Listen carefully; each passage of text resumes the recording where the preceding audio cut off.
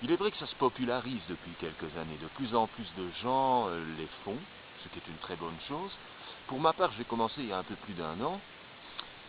Toute cette tradition qui fait que, bon, au Xe siècle, on sait qu'il y avait des pèlerins qui venaient de Hollande, de Belgique, qui traversaient la France pour aller en Espagne, à Saint-Jacques-de-Compostelle. Maintenant, je dirais que le principe s'est élargi dans le monde. Il y a des routes qui partent de Russie, de Pologne, d'Italie. En Belgique, il y a une route qui part de Bruxelles, une autre qui part de Liège. Vraiment, c'est formidable. Je me mets moi-même dans cette route, dans cette aventure. J'en suis très heureux. Et quand j'en parle, parfois certains me disent « Tu comptes arriver quand ?» Bon, c'est vrai que Saint-Jacques-de-Compostelle, c'est en Espagne.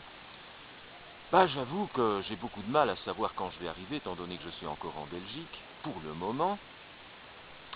Et puis je me dis, oui, bon, bien sûr, il y a des marcheurs pour qui le fait de faire 60 km par jour et d'être entraîné, d'arriver au bout de 2 mois, 3 mois, ça représente une performance. Je ne les critique absolument pas, mais quand je me dis que le but du chemin, c'est de se mettre en chemin, je prends même l'idée que hier, par exemple, je prenais un bain, ça me prenait 2 heures, et que je me disais, faut-il que je me presse d'avoir terminé mon bain avant de me mettre en route et commencer les chemins, et que je prends même l'image que le temps que je prendrais chez moi à prendre mon bain, à m'habiller, prendrait tellement de temps qu'il ferait déjà noir avant de me mettre en route, et je me dis que ce ne serait même pas grave, étant donné que le but n'est pas d'arriver, mais de se mettre sur la route, avec toutes les embûches possibles et imaginables.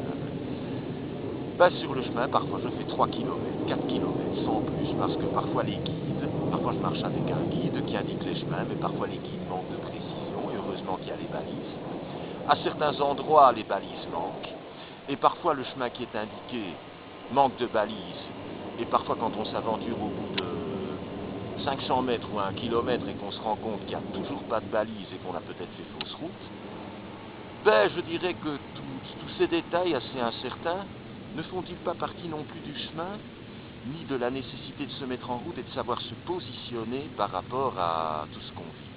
J'avoue que ce sont toute une série de questions que je me pose. Je ne prétends pas toujours les vivre avec la sérénité voulue,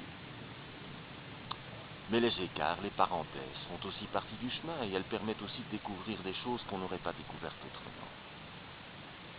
À bientôt.